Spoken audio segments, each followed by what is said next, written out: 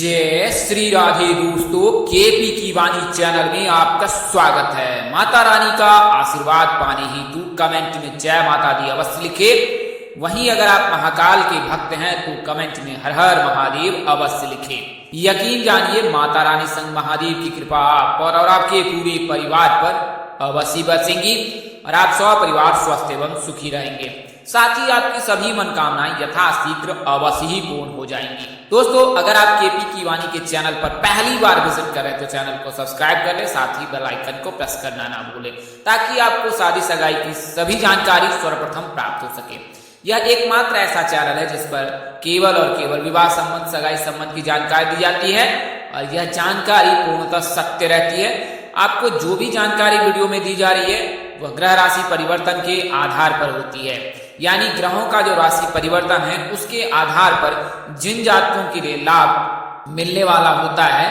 आसान शब्दों में कहें, जिन जातकों के विवाह के योग बनते हैं, सगाई के योग बनते हैं, रिश्ते आने के योग बनते हैं, रिश्ते तय होने के योग बनते हैं। वहीं अगर आप व्यक्ति विशेष की जानकारी प्राप्त करना चाहते हैं तो हमसे संपर्क कर सकते हैं। हमारा नंबर 8521835670 है, तो इस नंबर पर संपर्क कर आप व्यक्ति विशेष की जानकारी प्राप्त कर सकते हैं। आइए आपको मैं केपी की वाणी की सेवाओं की जानकारी देता हूं। तो केपी की वाणी एकमात्र ऐसा चैनल है जिस पर विवाह संबंध की जानकारी दी जाती है और यह जानकारी ए से जेड तक पूर्णतः विस्तार पूर्वक दी जाती है। इसमें आपको विवाह की पूर्ण जानकारी दी जाती है कि आपकी शादी कब होगी, कहाँ होगी, कैसे होगी, किससे होगी, किस दिशा में होगी, कितनी दूरी पर होगी, किस नाम से होगी, किस राशि से करनी चाहिए, जीवन साथी का रंग, रूप, स्वरूप, स्वभाव और उनका करियर कैसा होगा, आपका करियर कैसा होगा। अगर आप लव मैरिज करना चाहते हैं तो माता पिता की सहमति मिलेगी कि नहीं मिलेगी, ससुराल में घर द्वार कैसा होगा, सास ससुर का स्वभाव कैसा होगा,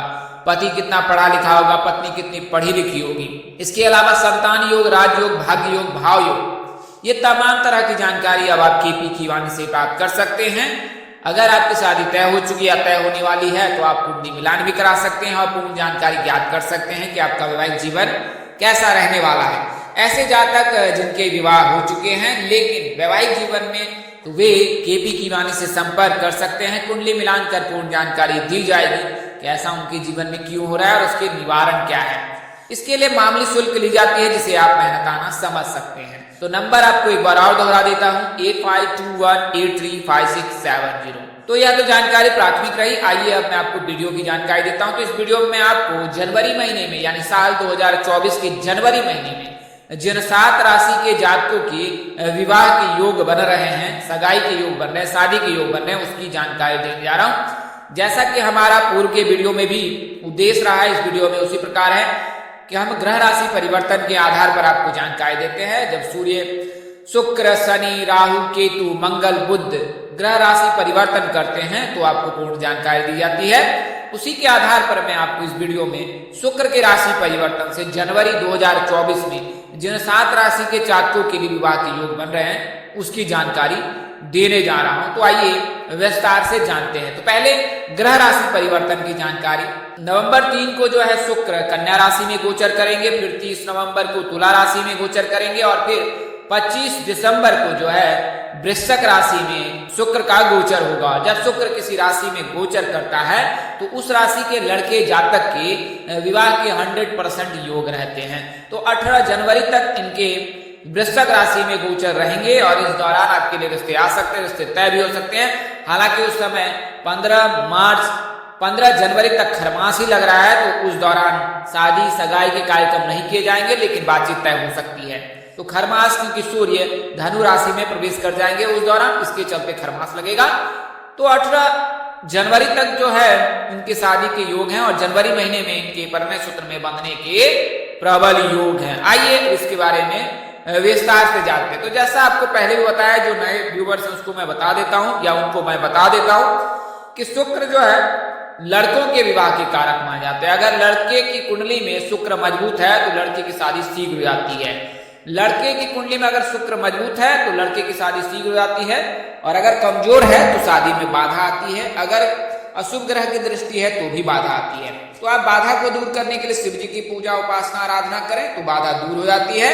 वहीं शुक्र के लिए मैं कुछ उपाय भी बताऊंगा, उन उपायों को कीजिएगा। उससे पहले मैं आपको बता देता हूं कि शुक्र किस प्रकार के कारक होते हैं। तो शुक्र विवाह के कारक होते हैं, लड़कों की शादी के कारक होते हैं। ये प्यार, रोमांस, वैवाहिक सुख, शोहरत, कला और सौंदर्य का कारक होता है। जिस जातक की कुंडली में शुक्र मजबूत रहता है वह जातक खूबसूरत होता है, कामुक होता है, कामुक प्रवृत्ति का होता है, उसके अंदर प्यार रोमांस अधिक रहता है, सजने सबने का शौकीन रहता है। ऐसे जातक अगर शुक्र मजबूत है कुंडली में, विवाह भाव में अगर शुक्र मजबूत है तब तो और ही आपके अंदर प्यार रोमांस उमड़ेगा, या आसान शब्दों में कहे तो आपके अंदर प्यार के जो सागर है वो बहता रहेगा। तो ऐसे जातकों के एक से अधिक प्रेम संबंध रहते हैं, ये भी कारण होते हैं। अगर शुक्र ज्यादा बली है तो फिर जातक के एक से अधिक प्रेम प्रसंग में रहते हैं और इससे उनका वैवाहिक जीवन भी कष्ट में रहता है। विवाह के पश्चात भी उनके एक से अधिक संबंध रहते हैं। तो अगर शुक्र मजबूत है तो यह ना कि केवल आपके लिए सुख देगा बल्कि दुख भी दे सकता है। हालांकि अगर आप चरित्र पर जो है अंकुश लगाए, चरित्र साफ सुथरा रखे तो फिर आपको इसका लाभ प्राप्त होगा। तो शुक्र के कमजोर रहने से विवाह में बाधा आती है, शुक्र के मजबूत रहने से विवाह शीघ्र आती है, शुक्र के अति बली रहने से वैवाहिक जीवन में बाधा आती है और फिर पति पत्नी के बीच अनबन होती है एक से अधिक रिश्ते की वजह से। शुक्र जो है खर्च भी बहुत कराता है और विलासिता की वस्तुओं में व्यक्ति लिप्त हो जाता है क्योंकि वो सुख ऐश्वर्य की ओर भागता है। वहीं शुक्र के मजबूत रहने से, शुक्र के कमजोर रहने से ससुराल वालों के साथ कोई भी साझेदारी कार्य नहीं करना चाहिए और ना ही इन्हें नीले रंग के कपड़े पहनने चाहिए अगर शुक्र मजबूत ना हो तो।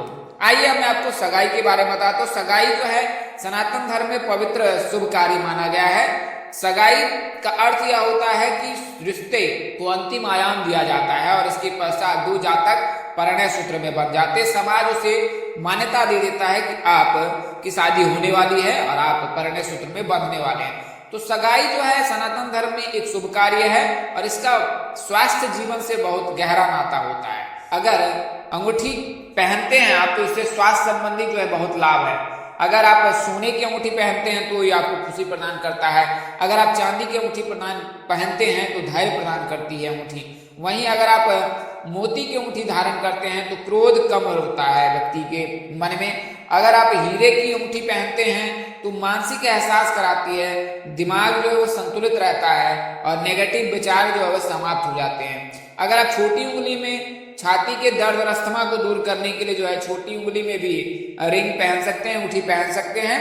वहीं तांबे की अंगूठी पहनने से व्यक्ति को पेट रोग से मुक्ति मिलती है। तो शुक्र को बली बनाने के लिए सफेद रंग के घोड़े का दान करना चाहिए। हालांकि वर्तमान समय में यह संभव नहीं है तो इस कार्य को आप ना करें, इसके अलावा आप अन्य कार्य को कर सकते हैं। तो शुक्र को मजबूत करने के लिए पहले हिस्से का जो है अपने भोजन का पहला निवाला जो है गाय को खिलाए, काली चींटियों को चीनी खिलाएं और कन्यादान करने से भी शुक्र मजबूत होता है। रोजाना पानी में इलायची मिलाकर अगर आप स्नान करते हैं, अगर आप लड़के हैं तो रोजाना पानी में इलायची मिलाकर जो है स्नान करें तो उससे भी शुक्र मजबूत होता है। हर शुक्रवार को माता का मंदिर जाकर, माँ लक्ष्मी के मंदिर जाकर कमल का फूल उन्हें अर्पित करें, साथ ही उनसे शीघ्र विवाह की कामना करें और अगर आपके पास पर्याप्त समय है तो लक्ष्मी चालीसा का पाठ करें, इससे जो है शुक्र मजबूत होता है। आइए अब उन राशियों की जानकारी देता हूँ। तो जैसा कि मैं क्रमशः राशि परिवर्तन के आधार पर आपको जानकारी दूंगा। पहले नंबर पर मेष राशि है। गुरु के राशि परिवर्तन से मेष राशि के जातकों के विवाह के योग है। चूंकि 30 अक्टूबर को जो है राहु का गोचर मेष राशि से निकलकर मीन राशि में हो जाएगा, तो इस वजह से मेष राशि के जातकों के लिए नवंबर से विवाह के योग हैं और 1 मई 2024 तक इनके लिए विवाह परिणय सूत्र में बंधने के 100% योग है। तो अगर आप मेष राशि के जातक हैं तो आपके लिए शुभ समय है आएगा और जनवरी महीने में आपके परिणय सूत्र में बंधने के 100% योग है। अगर आपको जन्म वर्ष ज्ञात नहीं है, अगर आपका नाम जो है वो मेष राशि यानी कि ALE अक्षर से है और आप अक्षर के अनुसार से जानना चाहते हैं तो 22 वर्ष से 27 वर्ष के मध्य अगर आपकी आयु है।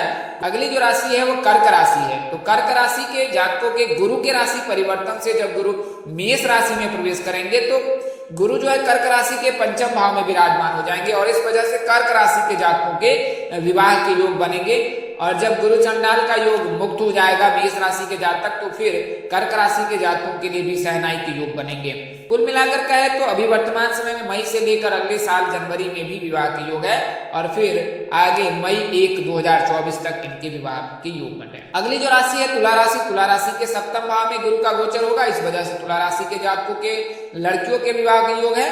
वहीं बात करें अगली राशि तो वृश्चिक राशि है, तो वृश्चिक राशि के जातकों के विवाह के योग इसलिए बनेंगे क्योंकि शुक्र का गोचर इनकी राशि में हो रहा है और जब शुक्र का गोचर वृश्चिक राशि में होगा तो वृश्चिक राशि यानी एन और वाई नाम के जो लड़के हैं उनके जनवरी महीने में परिणय सूत्र में बंधने के प्रबल योग है। इसके बाद धनु राशि के जातक हैं, धनु राशि के जो तक राशि स्वामी है वो गुरु है, तो इस वजह से धनु राशि के जातकों के लिए भी शुभ योग है।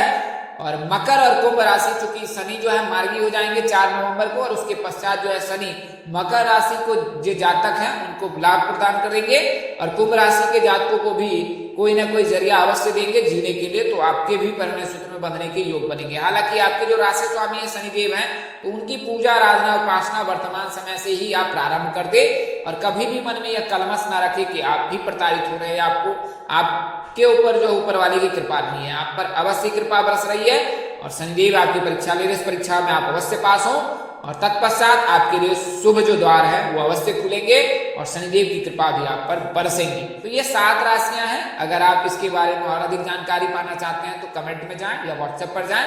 तो आज के लिए इतना ही, अगले वीडियो में फिर मिलते हैं, तब तक के लिए मुझे इजाजत दे। आप जहां रहे मस्त रहे, स्वस्थ रहे, व्यस्त रहे, माता रानी की असीम कृपा बरसती रहे, परमपिता परमेश्वर आपको सद्बुद्धि सत्मार्ग और आगे बढ़ने की शक्ति दे। नमस्कार, जय श्री दोस्तों, जय श्री कृष्णा, जय माता दी, जय वाहिगुरु।